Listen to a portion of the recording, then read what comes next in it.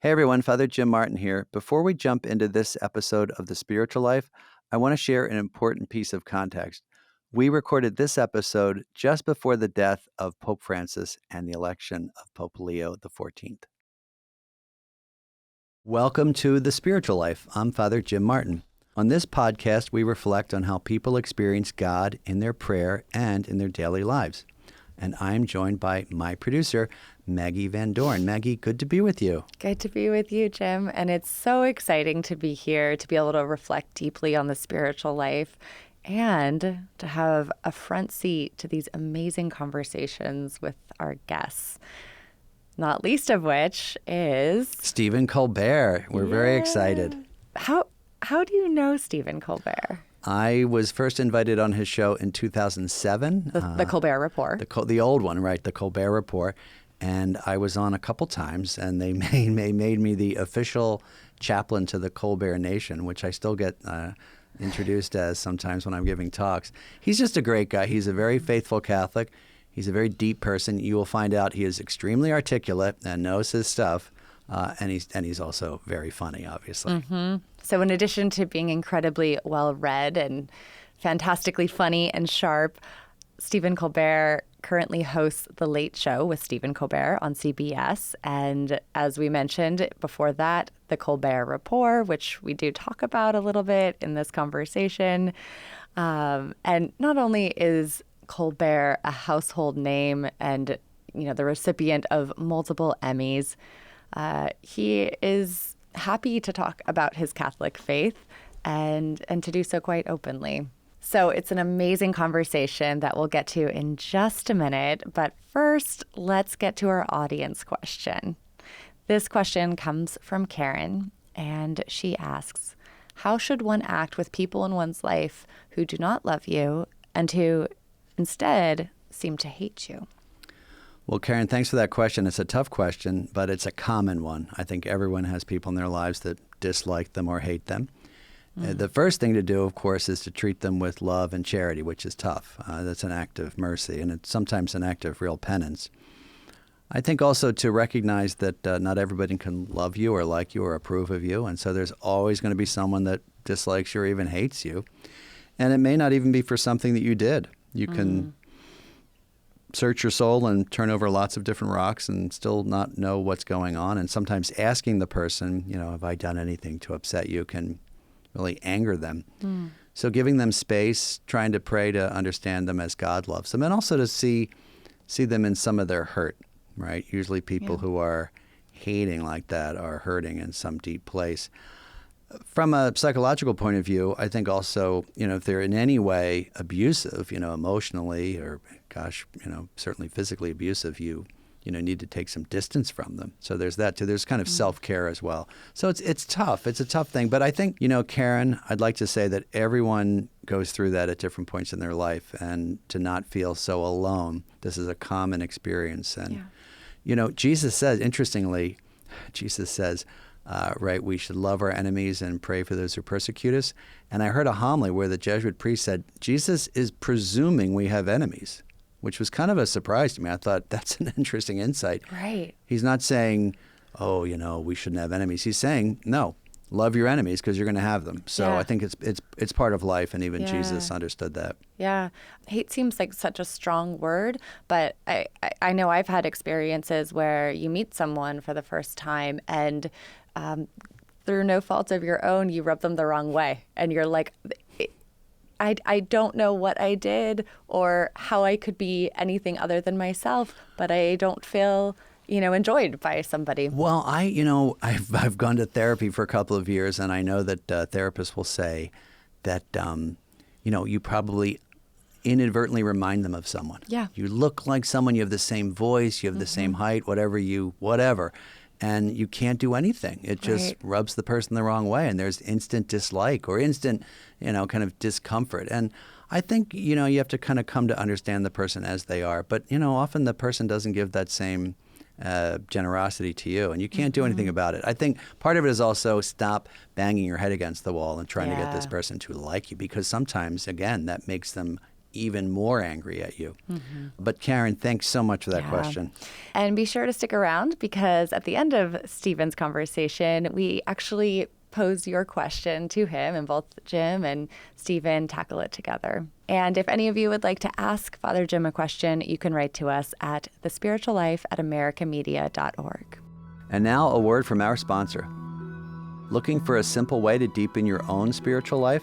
Give Us This Day is a superb resource that helps Catholics stay rooted in both Scripture and prayer, wherever you are, no matter how busy you are.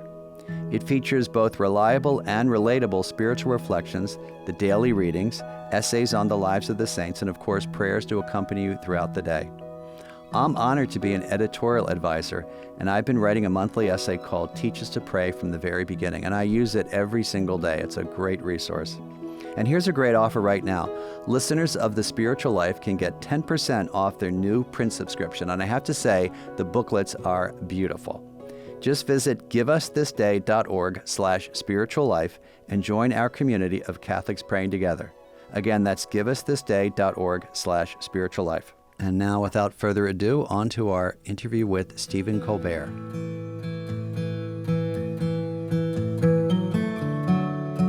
Well, Stephen Colbert, welcome to The Spiritual Life. Thank you, Jim. Pleasure to be here. And welcome, Maggie, our producer. So good to be here. Nice to meet you, Maggie. Great to meet you, Stephen. Maggie Van Doren? Maggie Van Doren. Like Mamie Van Doren? Yes. Or Charles? Are you related to Charles Van Doren? Van Doren? I don't know who I'm related to. Okay. No E. No E. There's no E. Okay. So I'm really curious how you two met and how you enlisted Jim on the Colbert Report. Shall I or should you? Feel free. Okay. So I have a great booker, had at the Colbert Report, Emily Lazar. So a real news booker, but also understood my character and what would play well off of him. And I was very interested in talking to someone about Mother Teresa. I think her looming canonization was coming, and her diary had been released, and within it there were, to some people, very shocking revelations about her years of doubt about her faith. And I said, get me a priest I can talk to about this. And I'd made my character's Catholicism, which is one of the few things, I did the show in character, one of the few things that the character and I had in common was we both love Tolkien and we both are Catholics, because I cannot remove that from me any more than you can remove the marble from a statue. Like that's just who I am. And she said, Jim Martin. Father Jim Martin. I said, okay, I'll go check him out. And I go home that night, and on my bedside table is a book. And it was one of your books. It might have been, did you do like a Lives of the Saints? My Life with the Saints, yeah. My Life with the Saints. I think it might have been that, My Life with the Saints. And I went, what do you know? Here I come home. I've never heard the man's name in my life. And that day, and I come home, and there's Jim Martin's book that I put on my bedside table based on its title. And so that's how I've learned of Jim. And then you came on the show. What was your experience on your end? I had a ton of fun. Yeah, I had just done an op-ed in the Times on Mother Teresa, and so I was kind of primed to talk about it. And I was a big fan.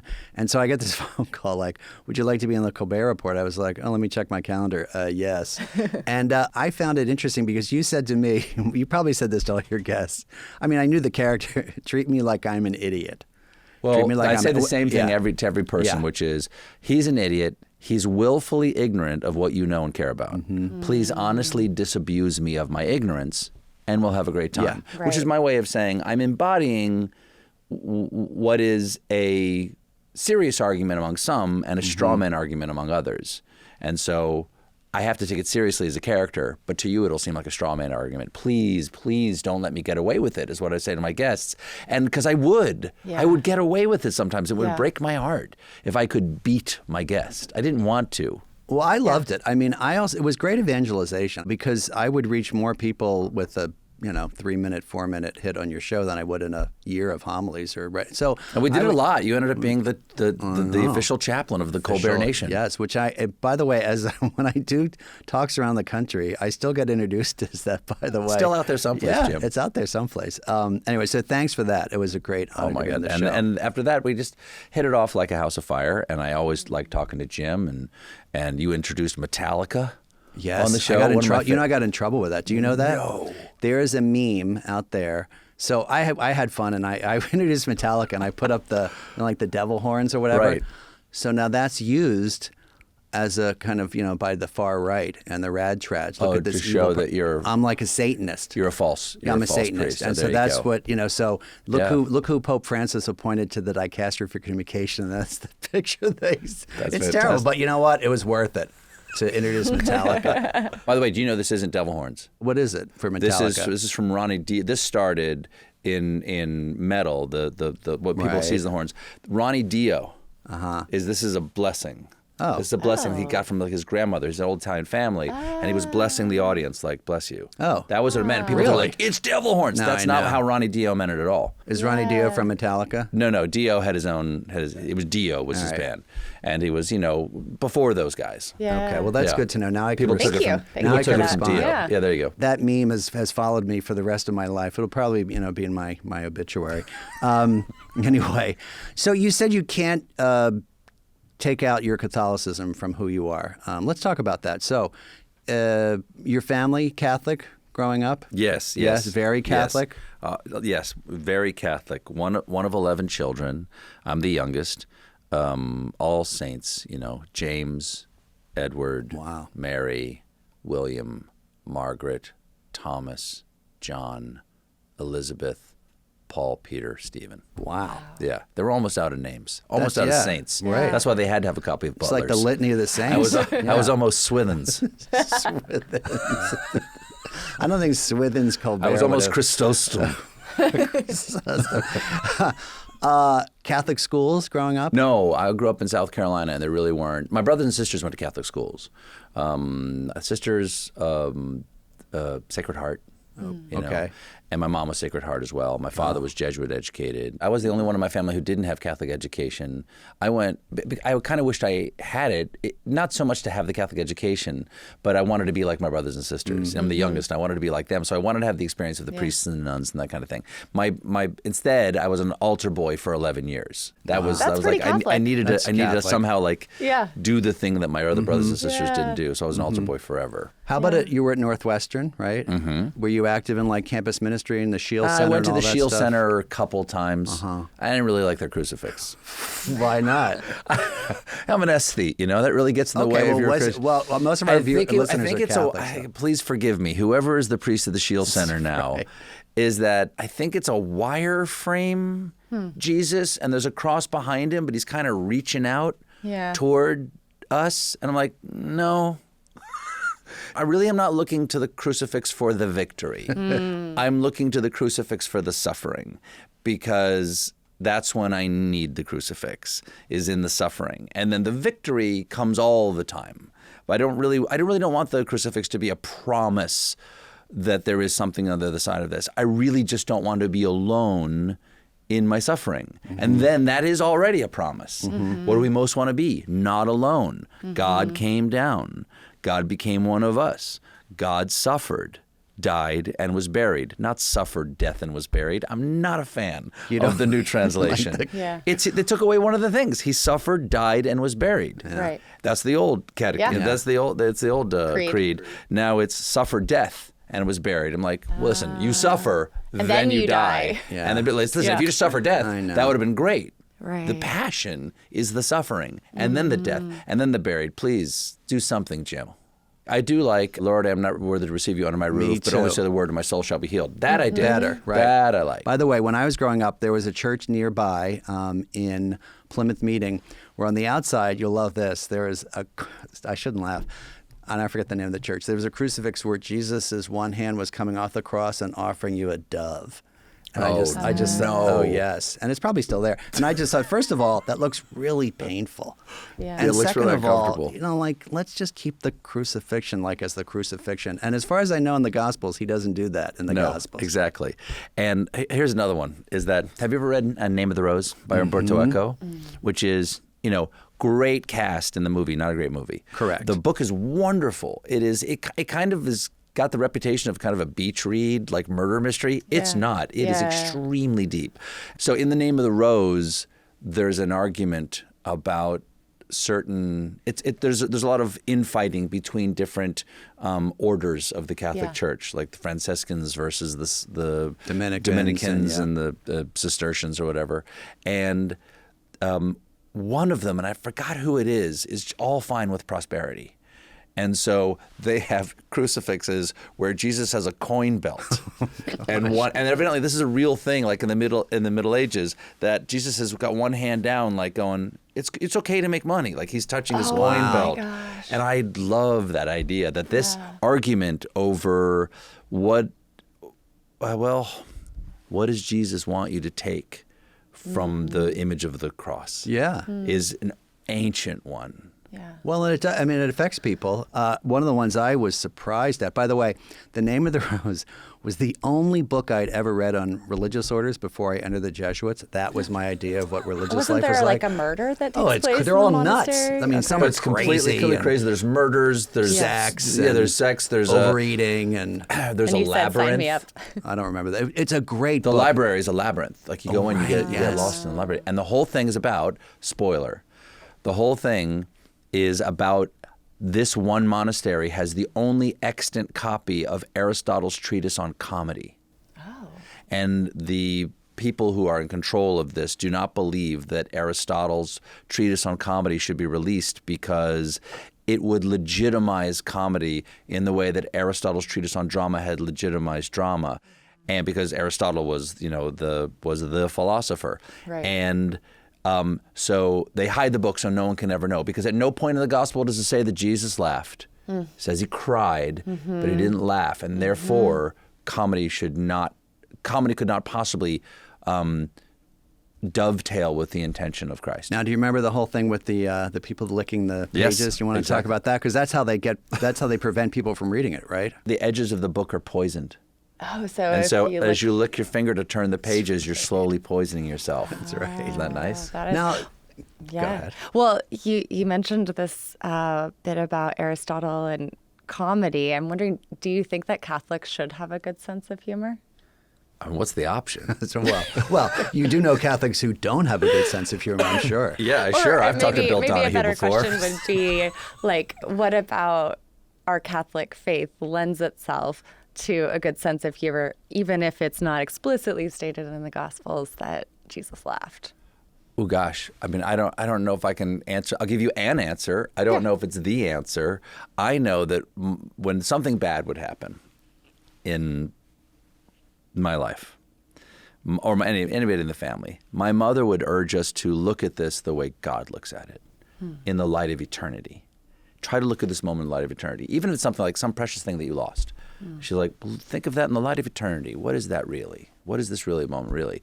And I think it helps as a comedian. And I think a lot of people, who have suffered, like, had a rough life or suffered tragedy. I don't want to make too much of that equation that makes you a comedian, because a lot of people suffer and do not become comedians. But I think that's often a component of it, is that knocks you out of your normal context, especially if you're young. It knocks you out of the normal context of the people around you, normality being the majority. It knocks you out of how most of the people around you are seeing any given situation, because you've had some enormous blow in your life. You've been struck in some way. So you tend to, the way I think of it is, you click back once and click up a little bit. So you look at a situation slightly differently than the people around you, and allows you to see maybe different forces in the moment. It allows you to deconstruct the moment, and a lot of jokes are deconstructive. And so you're making jokes about, from a different point of view, just to put it simply. Now, to say, try to perceive something in the light of eternity is automatically saying you must see everything in a different, outside of your mortal perspective. Right. Take yourself out of it for a second. How about that? Take yourself out of it for a second and try to see this moment with clarity. And now, how does that lead to comedy? I don't know, but I think that's related to comedy. Yeah. What is the John Agee book with the great photograph? Let Us Now Praise Famous Men. Yeah. He says the goal should be to see life for all its cruel and radiant beauty. And that, I think that's in the crucifix, to see the cruel and radiant beauty of that moment. That's beautiful. Thank you. You've spoken before about the tragedies you suffered when you were a boy. Can you talk about that with our listeners? And Sure. did that perspective help you then, or is it more of an adult perspective? I mean, I certainly started paying attention to my mother saying, "See this in the light of eternity," after I had been struck by the death of my father and two of my brothers when I was 10 years old in a plane crash. And so they died on September 11th of all days, September 11th, 1974, Eastern Airline Flight 212. And that's a number I see everywhere I look. Wow. That number is everywhere. And here we are in area code 212 doing this recording. And they died instantly in this plane crash. And so one day, with this enormous house full of noise, my dad, my mom, Peter, Paul, me, my brothers Tommy and Jay were home from college. My sister Lulu was going off to college. So this is in September. So Bill goes off to law school, I think. Margot had just gotten married. So that's 10 people in a home. And in the course of just a few months, it goes from 10 people to me and Mom. And that's it. Wow. In the home. So, I ended up paying close attention to her because I think I might have even said this to you before, Jim. Is kind of the joke is my mom and I had with each other is that after 10, I raised my mom because she was so struck that all she could do was just keep moving forward. And children are resilient, and anything that happens to you as a child is the normal thing that happens to children. Right. Because you don't know any different. You don't have a context. Now, that gives you a different context from the other kids around you. I stopped studying. I stopped playing with them in the same way. I read a lot of books. I quit sports. I just read a book a day. That's what I did. That's what I did. Is I already cared about comedy. I really liked, my family was a humorocracy, big Irish Catholic family, big humorocracy.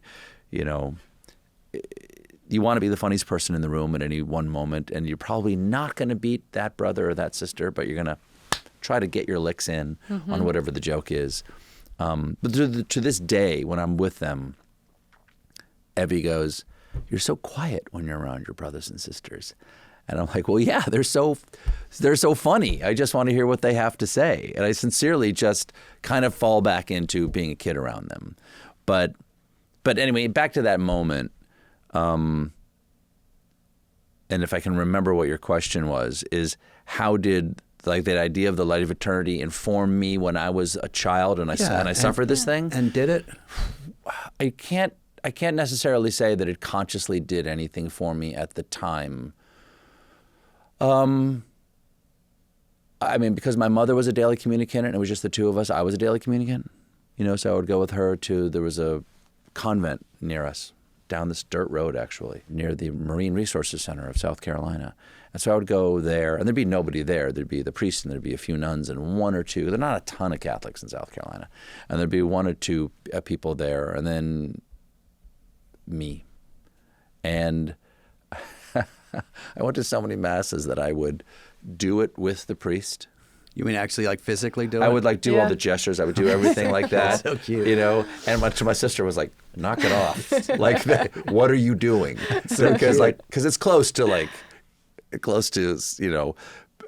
I don't know. Can you get arrested for pretending to do the sacraments? I think it's an impediment to ordination to pretend to do the sacraments. Well, but I think they would. That's why I didn't become a priest, Jim, because of the impediment to ordination. I'm curious. So I don't think I necessarily thought okay, in the light of eternity, X, Y, and Z will make me feel better right now. But it's certainly that if you're steeped in that, then that colors your view of everything eventually. And I did, especially through reading a great deal of science fiction, which tends to be iconoclastic, I did begin to understand that we are all seeing things very parochially, even if we don't bring God into it. We're seeing things parochially in the fact that we live on a planet. That we're seeing things because we have this gravity-centric way of seeing things. That if I let go of a pencil, I know it's going to go down.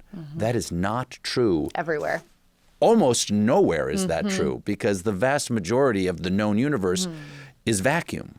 There is there's some hydrogen out there, but there's very little. There's only microgravity. And so at a certain point, by the time I got to college, I started doing this trick where I would train myself to not know what will happen. For instance, I could hold up like a piece of broccoli for my lunch. And I think I told Conan this story. If anybody also listens to Conan O'Brien Needs a Friend and listens to this, and I'm sure there's a fair amount of crossover. The Venn diagram. Yeah. They might have heard this, but I would hold up a piece of broccoli, and then I would allow myself to forget that I know which way it's going to go when I let go. And I found that I would get this feeling. It was almost like a floating feeling, like a suspended feeling. And it was this very kind of like in the spine, almost like a chill up your spine, suspended feeling.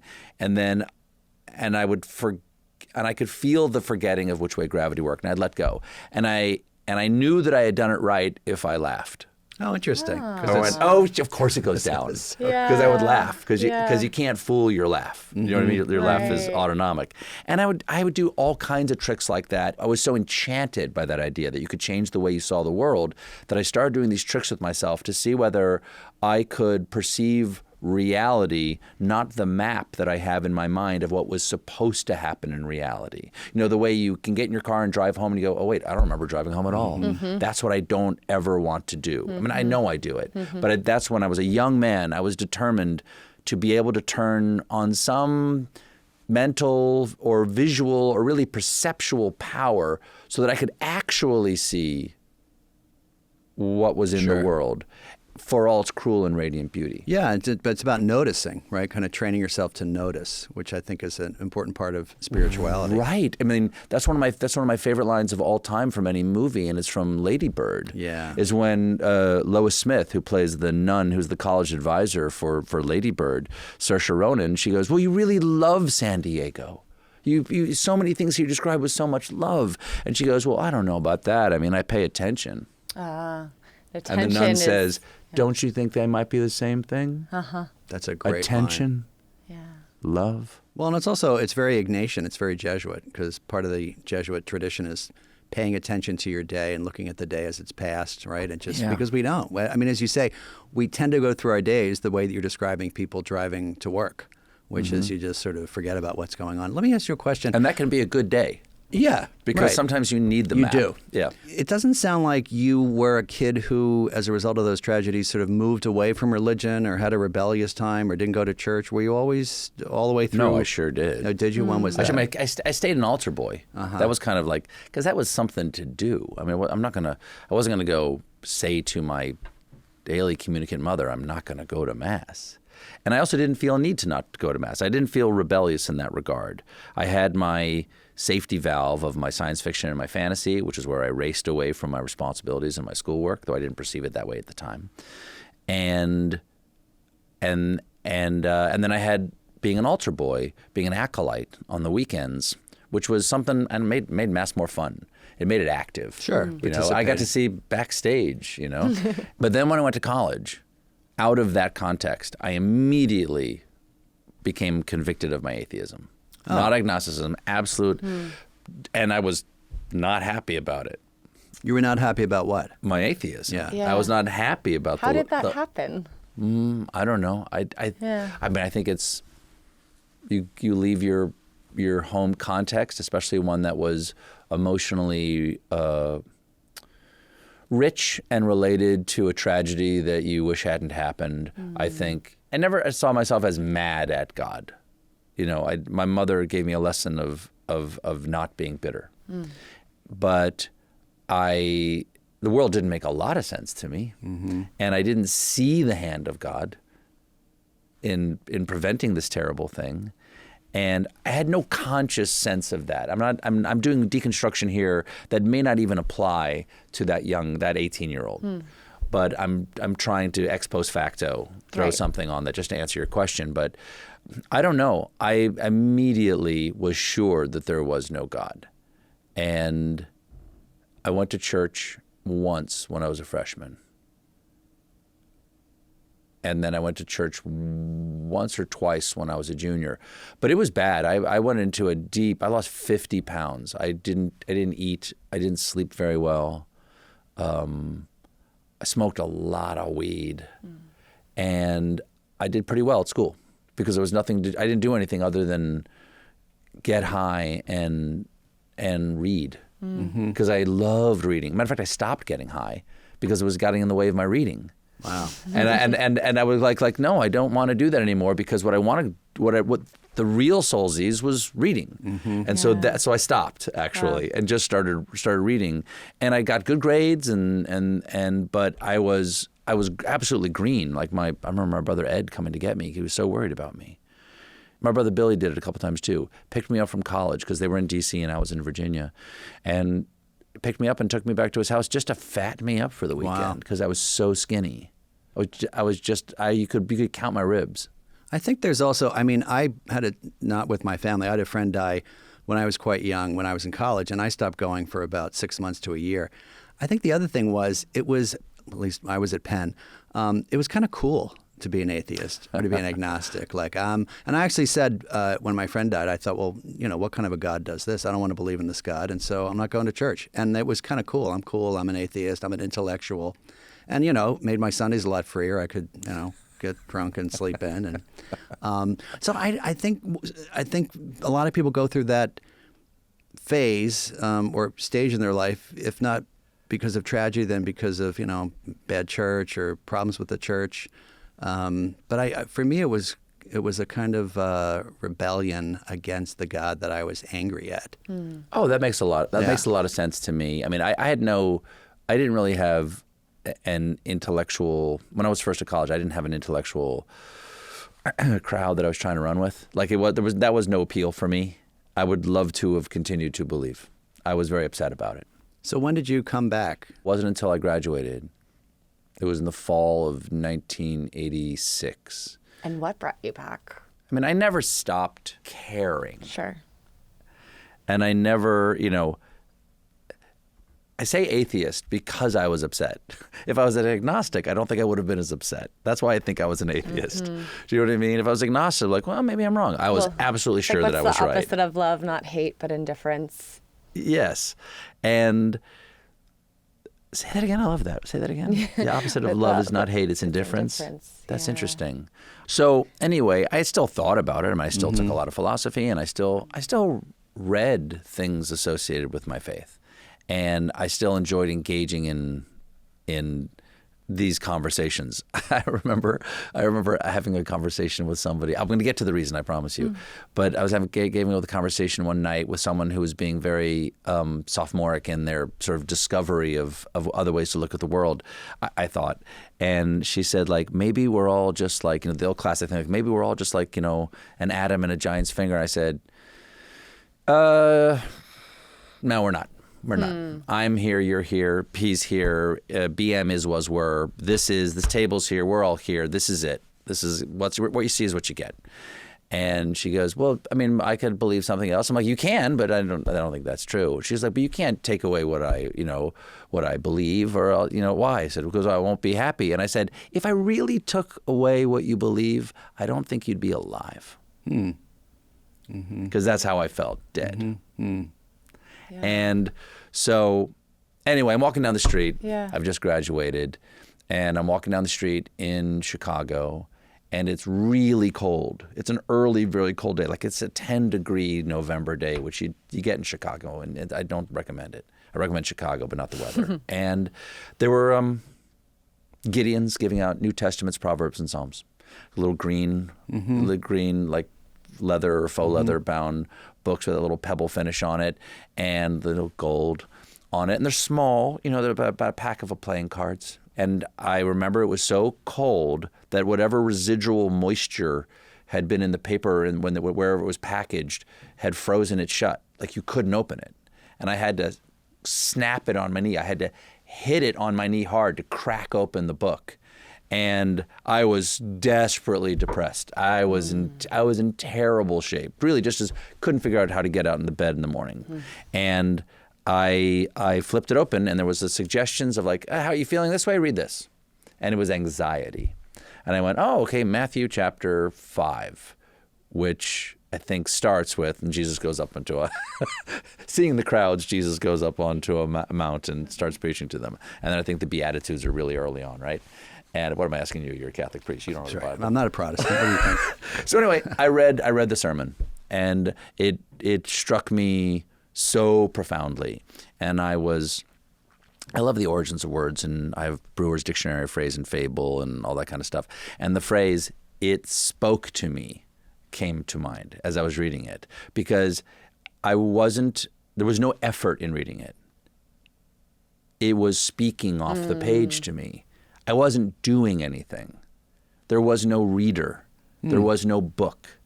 I was being spoken to directly by Christ. I say now. At the time, I was just stunned by how easy it was to take it in, right, and how true it all felt to me. And I was struck like, wow, this is really speaking to me. I'm not doing anything. And I just kept turning the page. And shortly thereafter, I lost that little Bible. And I was on a bus going down to one of my waiting jobs in Chicago, like just maybe a week later. And I was really missing because I was reading the gospel all the time.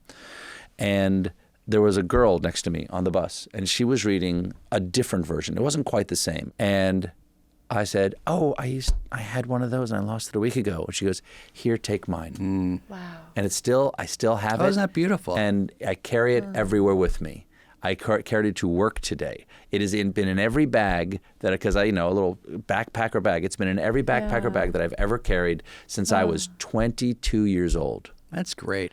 And I still have her edition of it. I don't know who she is, but her underlines of the gospel and her notes and her references to how this refers to other things in the letters of the apostles and everything are still in there. And I love it. And sometimes I don't even read it. I just know that it's there.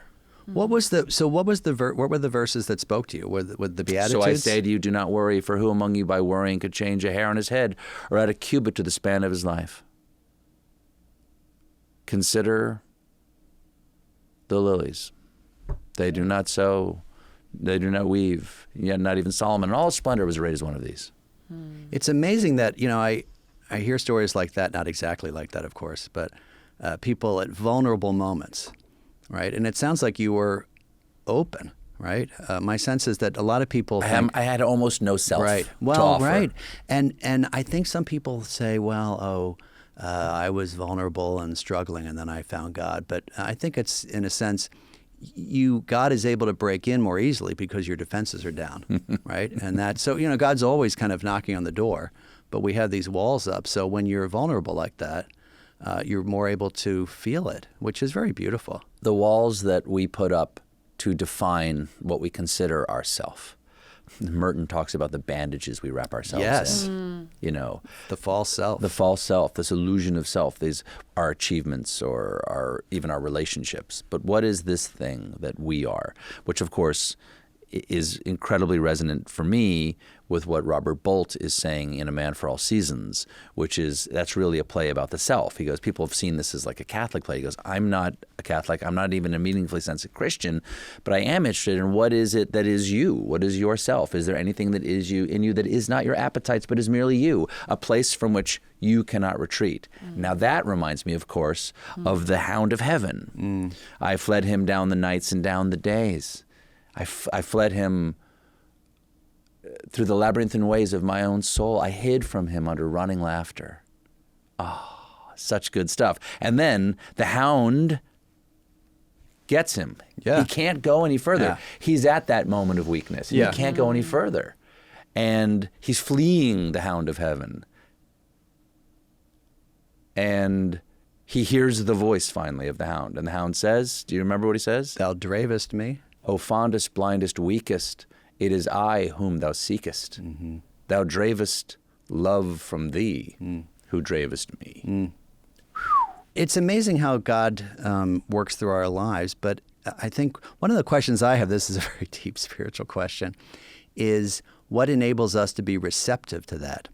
Because another person would be in that situation, look at that Bible, open it up, maybe read the same thing, maybe feel that connection, and then push it aside.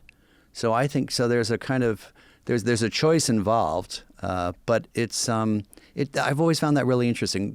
I had an experience where someone said to me, they were at a baptism. This is someone who had been away from the church for a long time, and they said the strangest thing happened to me. I was at this baptism, and when the priest started to pour the water over the baby's head, I had this incredible feeling of sort of emotion and desire, and I started to cry. Now, to me, that sounds like God kind of inviting you. The metanoic experience. Well, yeah, and just almost like what you had, like this, for her, was at that moment. And I said, that's beautiful. And she said, I was just being emotional. And so that was that. So there's kind of a choice involved, whether you say yes or no. I mean, Well, whether you what say does yes being or no. emotional mean? Oh, right, exactly. Where's that coming from? Why are you being emotional? Well, What is it? What are you responding to? Well, and I said, did you ever consider that this might be the way that God has of inviting you to kind of a closer relationship, or sort of inviting you back? No, I was just being emotional. And so there's a kind of, you can assent to it. It's saying yes. I mean, Jesus, says, come. You can say yes or no. So even in your vulnerability, there's a kind of agency, because you could have said no to that, but that's so beautiful. But I was alone. I was feeling alone. Mm-hmm. I think I cannot speak, of course, to this other person's experience at all. But I was alone, literally alone on the street, and cold, and feeling lost, and I had studied a lot of different religions in my atheism. I had become very interested in commonality of the commonality of confession, of like what each faith is professing here, and I was very like, well, they all lead the same place. They're all wrong in their own ways, I guess is what I would say, but they all lead the same place. But then when I had this experience, I thought, oh, this is so familiar to me. This is what is being said to me here is what is said to me as a child. And I heard this message growing up. And so I had the benefit of this being like home to me. It wasn't some revelation that was coming like, Paul on the road to Tarsus, where it comes out of nowhere. This was familiar to me. And so there was also the homely quality of it and the solidity of that. A place where I could put my feet and they would be dry for a moment. And then I thought, well, I actually do think that so many of the world's great religions are trying to say the same thing. They're trying to approach a revelation that came to someone that led them to this message. I'm so far down the path of my own faith. Why would I throw away everything that was given to me by my mother and my father and my ancestors? And my preamble to this about all world faiths, I'm not trying to engage in sort of spiritual relativism here. I can't speak to the truth of other people's religions. I know what mine does for me. And I know that most of the time it doesn't do it for me. But I'm often in the valley. But I know what it looks like from the mountaintop. And I believe that's a real experience. And it is. And I keep that real experience with me. And my faith is to get me to the next real experience of that, so that I have clarity about my relationship with God. And I mostly don't, but I do have clarity that the gift that was given me by my mother and father was one of love. It's not given to me as an oppressive system. It is not given to me as a tool of the patriarchy. It can be used as an oppressive system. It can be used as a tool of the patriarchy. The church is a human institution full of enormous flaws, as my mother and father used to say to me. That doesn't mean that it's not the bride of Christ. And so those revelatory moments of clarity that I've been lucky enough to experience get me through the darkness of my continuing loneliness. Yeah, and I think that's a common experience for people. They have these profound moments of grace, right? Whatever it is, it's with the Gideon's Bible. It's on the bus. It's feeling that sense of Jesus talking to you. And by the way, you reminded me of, you recognized that voice because you knew that voice. The sheep know the shepherd's voice, right? As you said, you were familiar with it. But I think people have to sort of rely on these moments of consolation. St. Ignatius says when you have those moments of consolation, you store them up for times that, like a squirrel with acorns, for the times when you have desolation. So I think that's very common. And, to come back to how we first met, Mother Teresa, she had this tremendous experience, where she physically hears Jesus's voice saying, come work with the poor. And then she has nothing. And so she has to go off for 50 years on that, which I find just remarkable, and she's nothing. And I talked to her biographer, and I said, now, when that book came out, Come Be My Light, the question was, is this just a long experience of darkness or is it her whole life? And he said to me, no, it's the whole life. So she has an experience of profound connection with God, and then she has to live on that. And so I think the kind of peaks and valleys is very common. Must have been a very profound experience. Oh, it was. Well, she heard his voice. Yeah, that would keep me going for a while. But she struggled. I mean, as in that book, she struggles with that. Why am I not getting anything interiorly?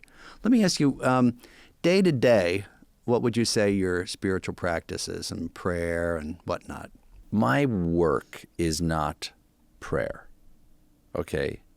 But it requires an enormous amount of focus that then you have to forget that you're doing. I have to be incredibly energized to do the show, but then I actually have to forget that I have energized myself, and I just have to have energy just to be on stage. Just have to it has to be natural. It has to be like breathing, even though I've made a decision to do it. And there's a centering quality to it. Like I'm solid. I'm solid right now. I can walk on. You can't push me over. It's one of the reasons why I like wandering around stage, and I'll stand on one leg when I'm doing the monologue sometimes because I like I'm an untippable teeter feeling. It's being a little bit off balance is a fun way to feel when you're performing.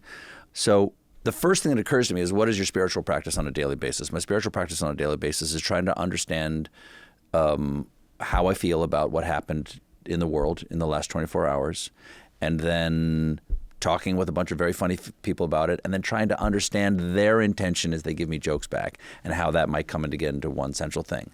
I don't mistake that for prayer. But it's that deconstruction of the day is like examining your conscience. And you can't be hypocritical, or rather, it's best not to be hypocritical when you're making jokes about hypocrisy. And so you have to examine your conscience and go, okay, what role do I play in this terrible thing that happened today? Or what can I honestly make jokes about here? I mean, part of the spiritual practice is I won't make jokes about other people's tragedy because that's sacred. And that's a spiritual discipline, not an exercise, I suppose. That's a spiritual discipline because I just don't want to do that to my soul. I have a lovely cross on my desk that a friend of mine, Jim Martin, brought back from Jerusalem for me. It's a Jerusalem cross, a square cross on my desk. It's right in front of my keyboard. I look at it all day long. I'm not praying, but I am looking at it. I'm thinking about my friend who gave it to me. I'm thinking about where it came from. I'm thinking of the olive wood. I'm thinking of what the cross symbolizes. I have pictures of my parents. I talk to them, especially if I'm really lost on what the thing to say is here. I'll talk to my dad. I'll talk to his Holy Cross portrait. And ask him questions or kind of... Yeah. Well, what do I do here? What do I do here? How do I say this? Especially if I have to speak to something that's not comedic, like a terrible school shooting, or there are things that I don't make jokes about other people's tragedy, but there are tragedies that you can't ignore if you do a show that's about what's happening in your country on a daily basis. So there are times when I have to write on things like that. And when I do that, I go by myself in a room and I put on a little music and I sit there for about an hour and I often talk to my dad about it. Do you feel like you get answers? Yeah, I do. I do. Not a voice in my head. Like insights. But I think about my father's Jesuit-educated worldview. I think about, I remember my father. I don't remember a lot of my father talking about the world as it is, you might say. But I remember him saying, this is a man who never voted for one Democrat in his life other than Jack Kennedy. But he said, when I get to the pearly gates, I would rather have been thought a fool than not have helped the poor. Because people say, well, people are gaming the system. Sure, of course they are. Everybody, every system has those flaws.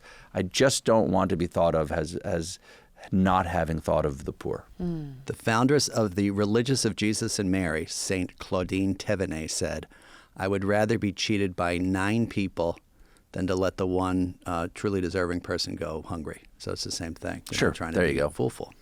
Sure, it's the one sheep. I would like to ask you a question that we've sort of skirted around. Comedy and faith and how they interact. Do you find being Catholic helps your comedy, hinders you? What would you say? I don't know. It would really help my comedy if I were Jewish. That would be great. And I don't know how. I don't actually know how, but what a comedy community the Jewish people have. There were years ago when I got my DNA sampled, they said, there's a 75% chance that you're Ashkenazi.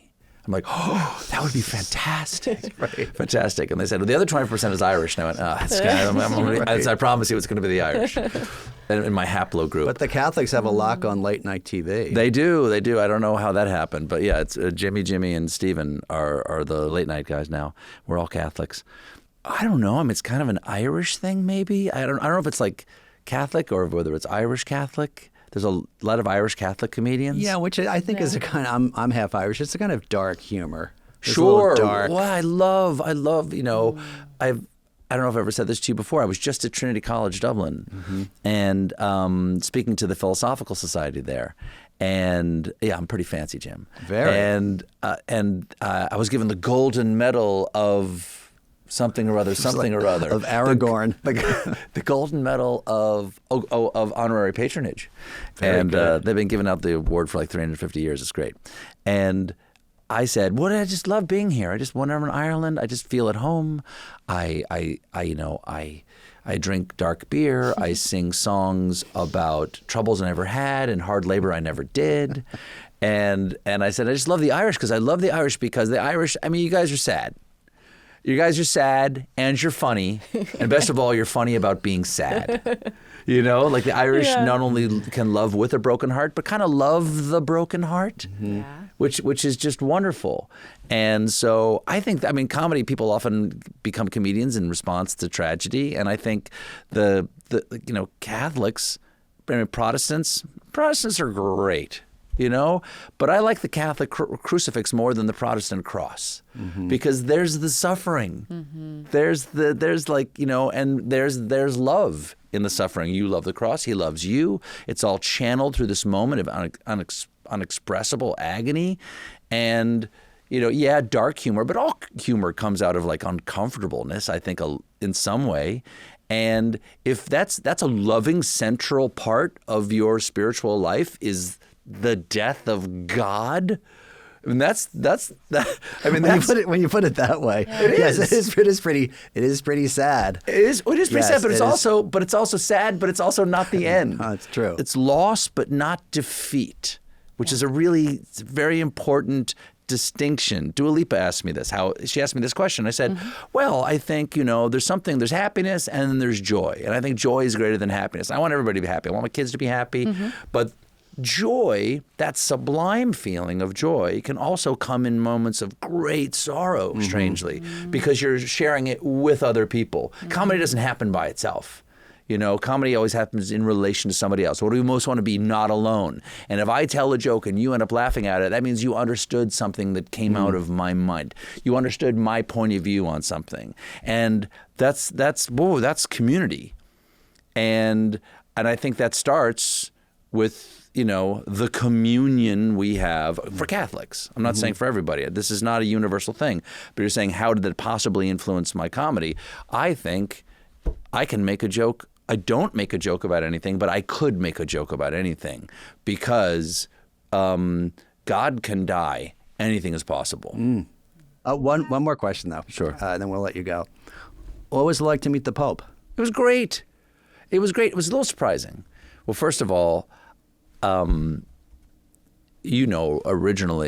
I told you this later, is that when you sent me that, hey, how'd you like to meet the Pope? I've been asked by, the Dicastery for Culture and Education, which I had to look up what that was, the Dicastery for Culture and Education, to help put together a list of comedians who might want to come meet the Pope. Pope wants to meet some comedians. I'm like, okay, yeah, sure, that'd be great. And in my mind, I'm like, yeah, it's going to be like 10 comedians meeting the Pope. I didn't know. I didn't think we were going to be hanging with the Pope. I thought that we'd probably meet some people from the Dicastery, have like a little afternoon talking about comedy, something like that, and the Pope would come in for a photo op and he would leave. It was 140 comedians from all around the world, 58 of whom were from Italy. 67 from Italy. And they're just not that much funnier than we are, Jim. Italy is apparently 6 times as funny as American comedians. We were all excited to be there. None of us were too cool for school. That's what was interesting thing is that, comedians are iconoclasts by nature. And I think I said this to Gaffigan or maybe Mike Birbiglia when he was on the show, because we were talking about The Visit. And I said, what really surprised me is that we're by nature, comedians are iconoclasts, and I love shaking my fist at authority.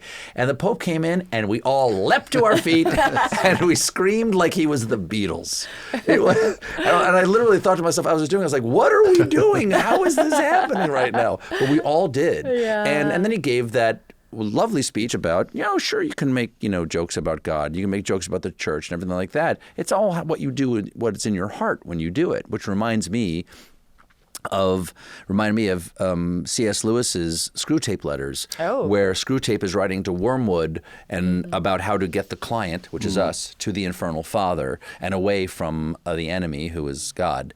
And he goes, now I understand that your client is laughing a lot with his friends. Don't think this is going to help you necessarily. There are 4 things that elicit laughter. One is joy. We can't really understand what this is. It's too close to that music that plays in heaven that they call love. This will not help you. There's play. This is related to joy. It is of no use to you. This excites affection between those who do it, and this will put an armor against our infernal father. Do not encourage this. There's the joke proper.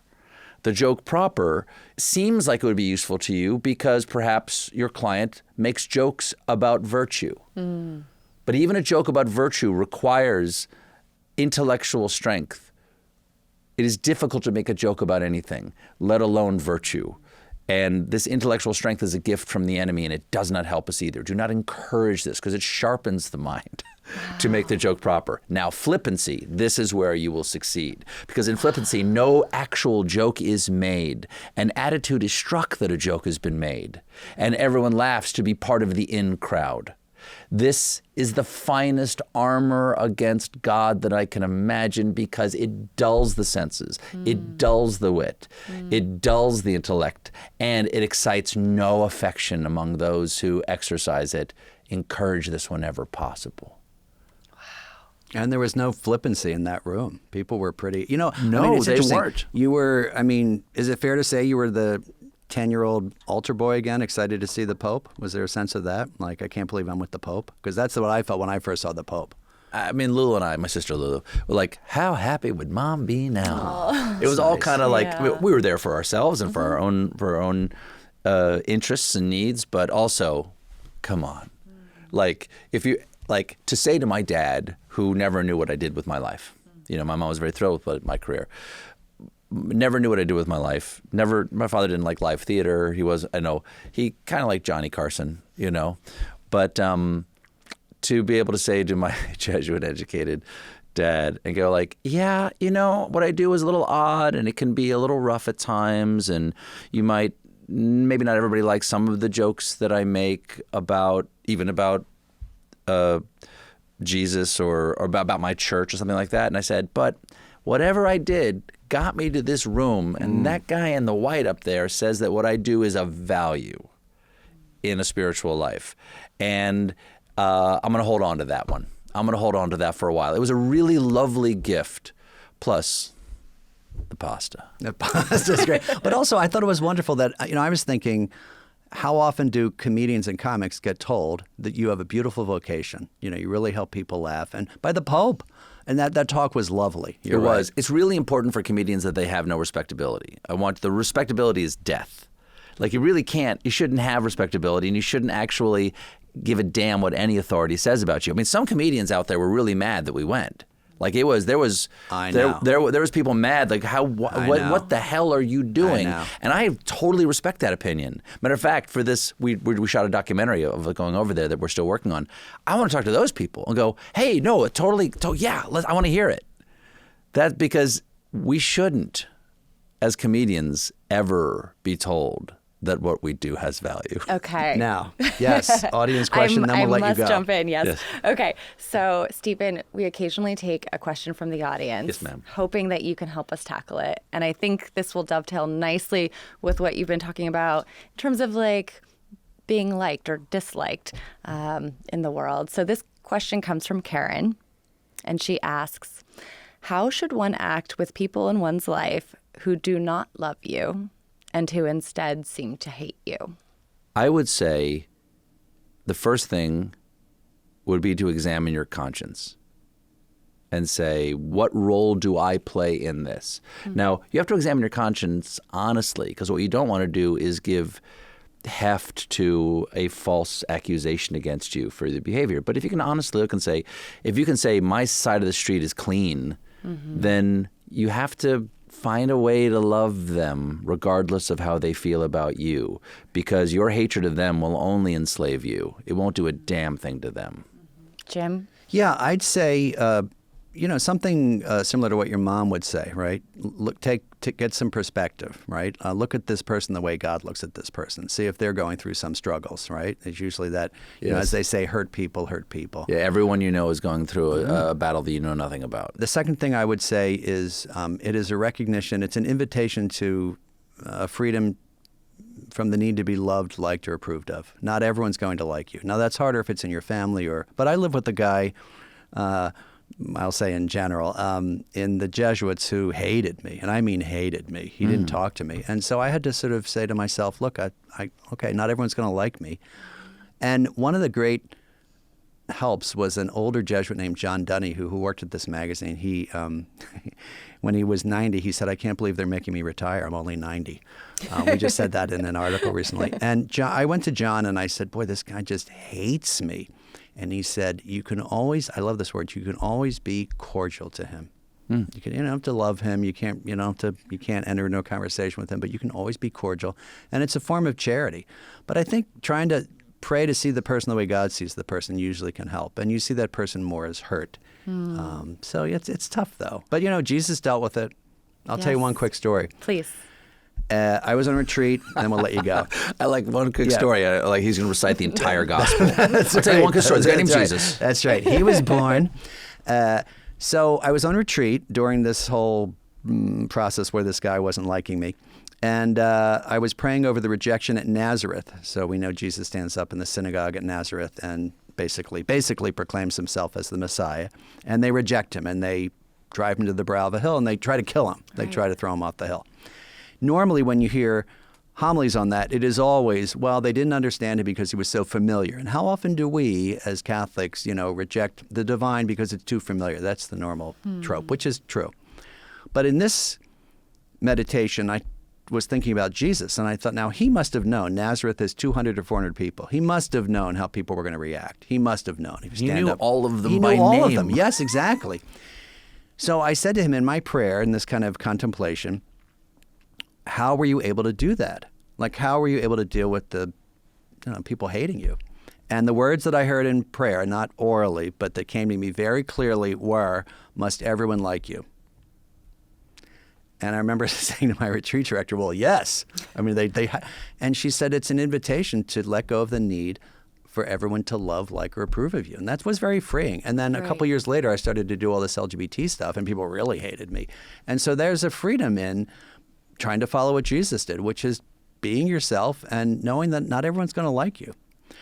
Now, listen, everyone likes you at America Media. I'd like to thank you, our official late-night talk show host of The Spiritual Life. Thank you. So thank you very much. It's an honor. We don't have a gold medal for it's an honor. Though. Don't you dare make me respectable. That's right. It's not going to help. I'll tell you one more thing about respectability. Please. I don't know if you ever read Mad Magazine when we were younger. Oh, all the Mad time. Magazine, William G. Gaines, who was the publisher of Mad Magazine, and the usual gang of idiots was whatever it was called who worked there. He said it's very important that Mad Magazine never be published on shiny paper, like nice paper, like a Time or a Newsweek or something like that. It must always be on pulp paper because it should never be respectable. And that's why it was right before it ended, they switched over to shiny paper where I was like, I know they're doomed. it. I knew they were doomed, but it's always pulp paper. So you can't, you really, to be able to look at something from another point of view, you can't actually accept the context. Respectability comes from context. You have to be able to stand outside of the context of your society and look at it from the side. And that's you know what? That's something that being a Catholic helps you do, and I'll tell you why. Look what's happening with our nation right now. Who knows what the next few years are going to bring? It seems like a fair amount of turmoil. Who knows? I could be wrong. I hope I'm wrong. I actually want every president to be successful. It hasn't started off great. And God help us if the United States stopped existing, because everything stops existing eventually. If it stopped existing, my church would not. But what frightens me about knocking down the separation of church and state is not what it does to my country, as much as I don't want that to happen for my country, is that what it does to my faith. Is it's not getting religion in my politics. It's getting politics in my religion. And so if you're a Christian nationalist and the nation fails, sounds like you got a pretty bad Christ over there. Sounds like you got a weak Christ over there. You know what I mean? Yeah. What does it say about the message of the gospel if a mere market fluctuation could damage the reputation of the Lord? Come on. That's why you have to keep a separation of church and state. This is not a Catholic nation because the Catholic Church is not about nations. And that's one of the light of eternity, non-respectability things that I expect, because the church is not respectable. The church is eternal. They're different. And respectability comes from a cultural context of the moment.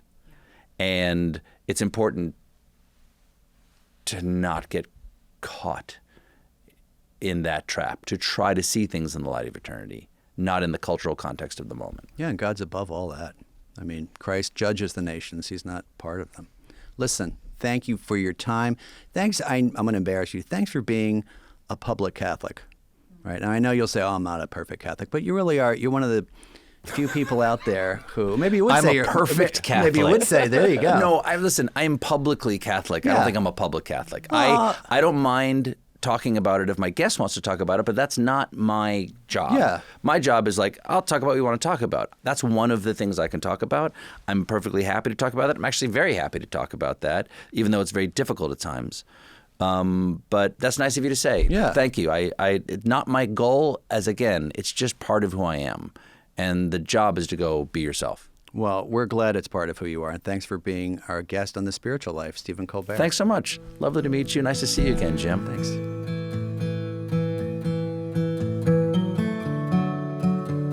Well, that was wonderful. It was incredible. It was like the experience of a lifetime for me. I know that you know Stephen many years now. What was this conversation like for you, Jim? Did you hear anything different from Stephen or learn anything about him? Yeah, I found it very consoling. I was happy that he felt comfortable enough going deep with us and talking about the challenges of the spiritual life. One of the things I'm hoping for, and we're hoping for on this podcast, is that people hear things that resonate with themselves and say, I'm not alone. I'm not the only one that feels this way. It feels, like the peaks and valleys that he was talking about. That's very common.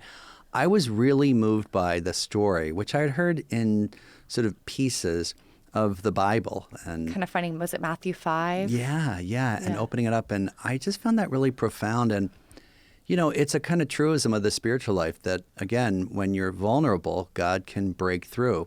It's not that God makes you go through difficult situations in order to bring you to God, right? It's not like God punishes you. Or tests you. Or sends this awful suffering to make you. It's more that, as I see it, our defenses are down. We're more vulnerable, and God's always trying to get in. And it's just that when our walls are down and our defenses are down, God can get in more easily. And it sounded like, I didn't realize he was kind of, at such a low ebb, at that point in his life. And God was able to break in. So I found that very moving. Yeah, I really appreciated that story that he told about the scriptures leaping off the page and like speaking directly to him. Do you find that that's common in the spiritual life? I find it's very common. A person is in a particular situation and they're open to it. It's something like just having the experience of God, and it just hits them. And I think one of the things that's interesting is that it can be the most familiar line of scripture, passage from the gospel, thing that Jesus says, psalm, and it just hits you.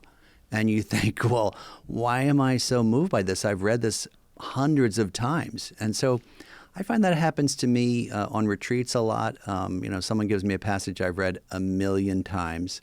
I'll tell you one that really moved me. It was the story of the rich young man. And there's the rich young man comes to Jesus and says, "What must I do?" And I think most of our listeners know it.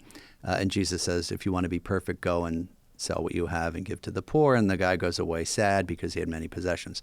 There's a line in there where it says, Jesus, looking at him, loved him, and said, and I thought, oh my gosh, where has that been my whole life? Yeah. And I just thought about, how God looks at us in love and invites us to do things that might sometimes be difficult. It totally changes things because it's not just about correction or the righteous, moral, ethical thing to do.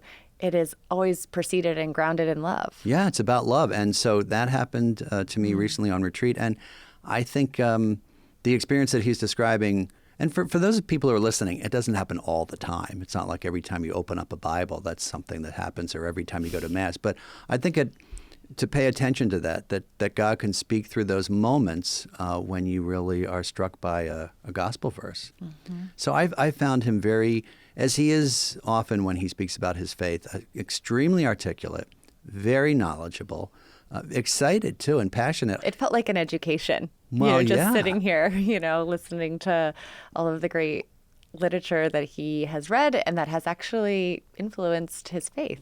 Yeah, and I loved, in a sense, we heard the whole story of him from, being a boy and going through that tragedy and, in a sense, moving away from the faith in college, coming back to it. What is his practice now? So it was in a sense, a kind of, lifetime spiritual review from Stephen Colbert. And I was just grateful that he shared it with us.